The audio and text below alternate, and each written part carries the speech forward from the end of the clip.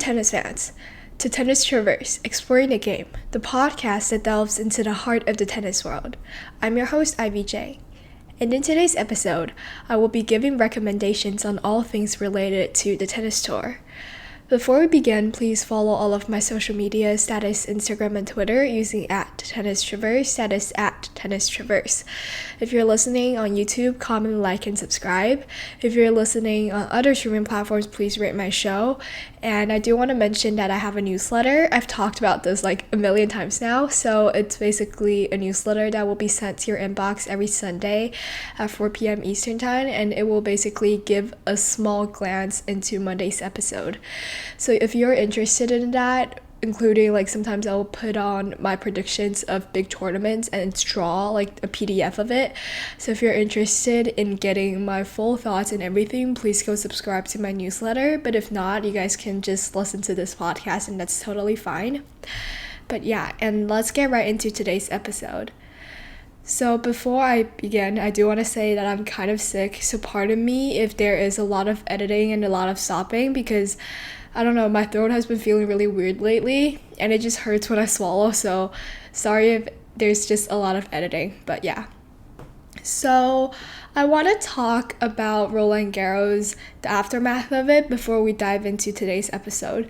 So Roland Garros, basically, as I said before, is like one of the bigger tournaments, and I talked about the women's side already, so I just want to briefly mention the men's side. So on Sunday, Alcaraz beat Zverev, I believe, in 5 sets, and he became the world number 2. So the whole ATP ranking is now changed. The number 1 player is Jannik Sinner, the number 2 is Carlos Alcaraz, and the number 3 is Novak Djokovic.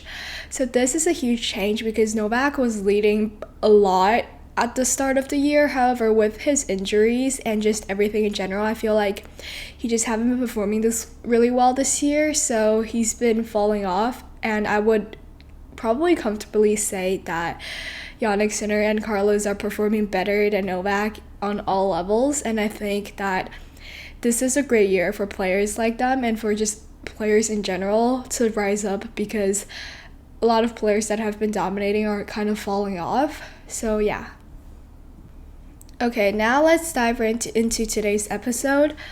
I do want to say that these are just my opinions and I wanted to share them because I think it's just everything I use to follow the tennis world. Of course, there's more, but these are just some recommendations I have, and I hope that you guys will really enjoy because these are just things I like to look at in my free time. So I want to talk about channels.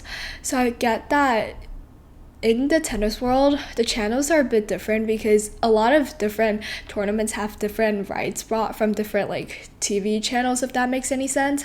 So a lot of, I would say, tennis tournaments doesn't have a fixed channel where you can see like a game. For example, during the French Open, the final, I know that for the men's side, it wasn't live streamed on Tennis Channel, which is what I use normally to watch all of my matches. So it is just kind of confusing, but I have some listed that I think just are worth noting for. The first one is Tennis Channel, as I mentioned above. This is just everything related to tennis. And there's also a Tennis Channel Plus. I didn't buy Tennis Channel Plus because I just feel like normally I don't need to watch that many matches going on at once, if that makes sense. And I think I am capable of handling not watching a match if it's not on there because I just don't want to spend more money, if that makes sense. And then it's sometimes, for example, I believe Australian Open is live streamed on ESPN. So this, I think all of you guys know, is just a sports website. I also have like basketball, football, and everything. But there's also an ESPN Plus, and I do have that subscription. So with the ESPN Plus, I get to watch just like all actions. For example, in Australian Open, if you're only subscribed to ESPN, you get to watch, I believe, Arthur Ashe Stadium, which is the main court. However, if you get the Plus, you get to watch like all the different stadiums and like doubles, whatever. You get to watch all of them. And I do want to say that, to be honest, if you really want to watch where like you don't know what channels are broadcasting which is like a really normal occurrence because there's just so many channels going on. For example, as I said before, the men's final for French Open wasn't live streamed on Tennis Channel, but it was live streamed on NBC. So what I do is I just search up a match. For example, for the French Open, I'm using this as an example, but I just search up Carlos Alcaraz versus Alexander Zverev where to watch on Google, and it will tell me where I can watch it. That's what I do, so I don't have to go through each of the channels to find where I can watch this match. And also, I don't know if I can mention this, but if you just Google like live stream free, you'll find some ones that are free, but just be careful because some of them are scams. And yeah, but if you just search live streams free, you do find some illegal live streams, so just keep in mind that does happen. Okay, now I want to talk about TV shows, and I have a strong opinion on these just because I feel like so far none of the tennis TV shows, such as Breakpoint, have served tennis any good. Like, I didn't even watch Breakpoint. I think I watched like the first episode and I just gave up because I just don't think it was a good portrayal of tennis. I feel like, of course, because it is a TV show, it needs to have some like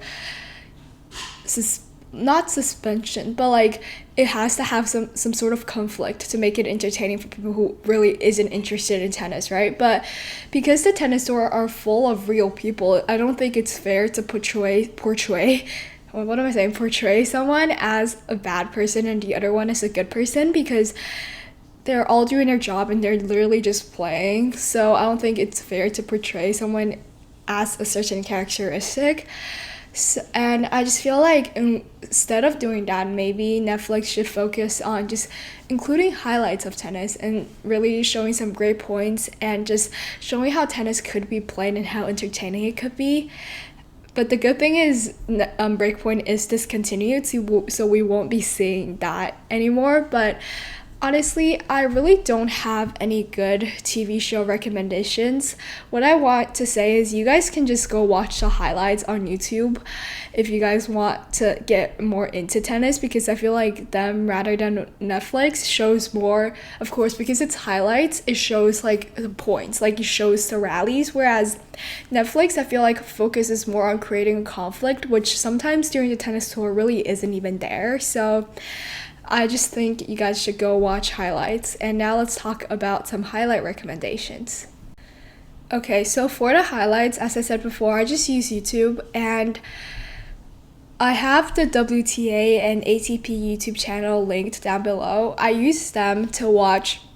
Okay, I prefer the WTA channel a lot because it almost has a lot, or like mostly all of the WTA matches and its highlights, even though some of them are like really short, like 3 minutes or 2 minutes, but you kind of get the gist of how a match goes. So I would sometimes go there. I like the WTA for the women's side better, but if you guys want to watch the ATP highlights, I wouldn't recommend going on ATP tour, because in my opinion, on the ATP tour, they have just a lot of like highlights, but it's not like a match highlight. It's sort of just, for example, a player like Novak's best drop shots, like stuff like that, instead of a match and the highlights of the match, if that makes sense. I would recommend Tennis TV if you want to watch match highlights, because not only do they have match highlights, they have like a match day of like different matches, and it's like normally a longer video, but they also have some funny things they do with the players, which are actually really entertaining. So if you guys are interested in that, please go check it out. I have all of these linked down below. And if you guys can't find like a highlight of something you really want to watch, honestly, just go into the search bar. You can either search up the tournament, and some tournaments will most likely have a YouTube channel, and if you click on their YouTube channel, you'll probably find the highlights. But if they don't, if you just search up the match, for example, I don't know, between, as I said before, we're using this example again, Carlos Alcaraz versus Alexander Zverev. If you can't find a highlight, probably someone somewhere uploaded a highlight on YouTube, so just click on that and watch it. But I do find that these highlights are normally like longer and they have like almost every point, but it's just edited like between breaks so that they edit the break time, but it's still like really packed. So if you guys are interested in like how the whole match goes, I recommend doing that, if that makes sense. Okay, now I want to talk about books because I just love reading tennis biographies.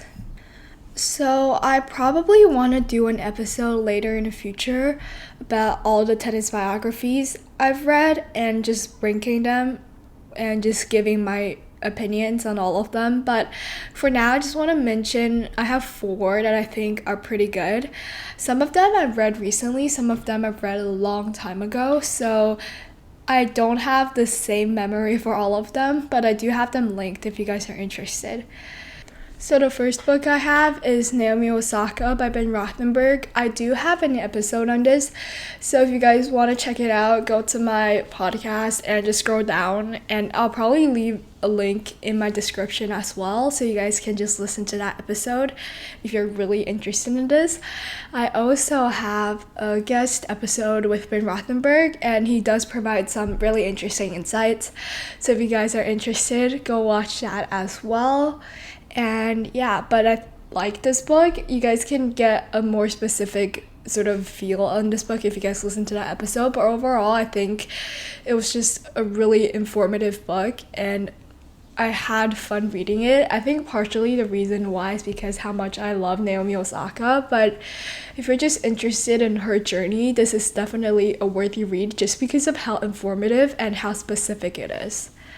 Okay, I want to move on to Unstoppable by Maria Sharapova. So this book I've read a long time ago. I think I've read it like 4 years ago maybe. It was such a long time, and I really like this book. I think partially because of how, I guess, it was just sort of like a novel to me. It didn't read the same as the biography. The biography was mostly informative, but this one is sort of like storytelling. So in that way, I feel like this book captivates you more. And it does mention like, I guess, how a player is thinking when she is playing a match. So that's something that I find really valuable, which the Naomi Osaka book couldn't provide for me. And then I want to talk about Rafa by Rafa Nadal and John Carlin. So this book, I think, is just an iconic book because obviously it's by one of the big fours, and I think it's just the best biography out of the big four. I think it's beautifully written, and I read this a long time ago as well, but I'm thinking about rereading this one and the Maria Sharapova one because I think both of these books are worth reading, and because I read them such a long time ago, I think my thoughts back then isn't the same as it is now, so I want to reread them and just have sort of a new conclusion of these two books. And then I want to talk about my favorite tennis biography of all time, maybe my favorite autobiography of all time in general, which is Open by Andre Agassi. So I've heard about this book because Naomi Osaka said that this was her favorite book, and I think I've read this book 3 times, and it's just a really amazing book. I think it really shows that how like a player's relationship with tennis, and it's just so good. It's so informative but so captivating in general. So if you guys want a tennis biography recommendation or just want to pick up a book, I would highly recommend this book. I think even if you're not into tennis, this is still an amazing and incredible book because it's literally like covering the life of Andre Agassi. I think the other books sort of focus, of course this book also has a focus on his tennis career, but the other books sort of just mainly focuses on their on the tennis player of the on the tennis career of the players, and then the other things that happen built up because of the tennis career, if that makes any sense. But for Open, I think it's just all around. I think rather than just focusing on the tennis career and building around it, I think you really get the 3D of how the player actually is, and not the player but the whole being of Andre Agassi, and he is like a legend. So if you guys can't tell, I really love this book, and I promise if you guys read it, it will be it will be an amazing read. So please read that book. Okay, I'm done with my book talk, and now I want to talk about some websites that I use to follow up on the tennis tour. So I have the live ranking WT and ATP linked below, because the rankings, they often change. They change every Monday. However, I feel like that really isn't a good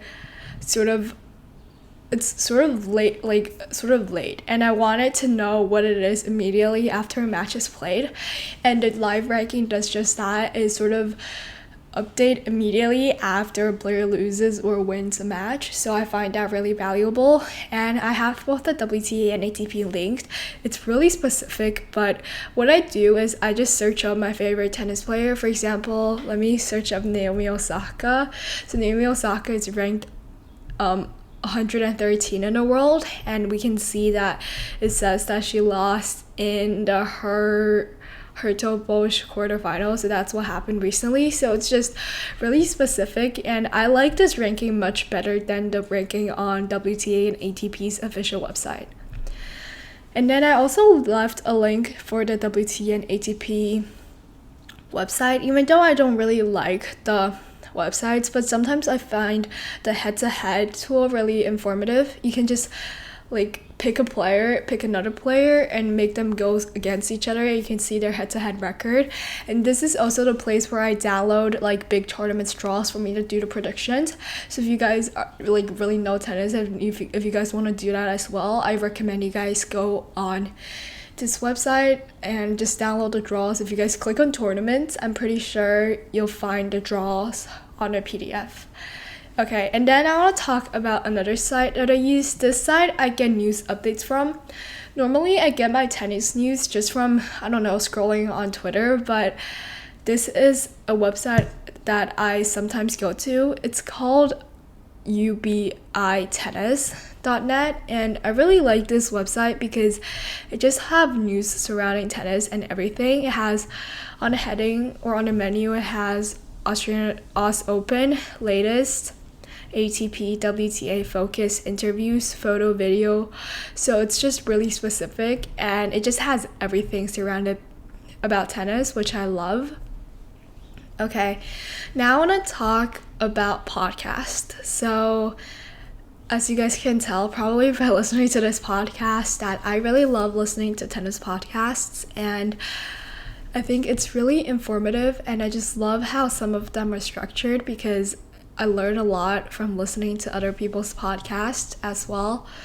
So I wanted to talk, the first podcast I want to talk about, shameless plug, is my podcast. It's called Tennis Traverse, and if you guys have any friends that you think are interested in tennis, or just are a beginner, honestly, my podcast has every single episode. I feel like it's suitable for everyone. If your friend just started, I have some episodes that just focuses on the start, but if you guys are sort of more in depth and want to know more, I also have some episodes with experts and just some of my in-depth predictions. So I really recommend my podcast if your friends want, a tennis podcast.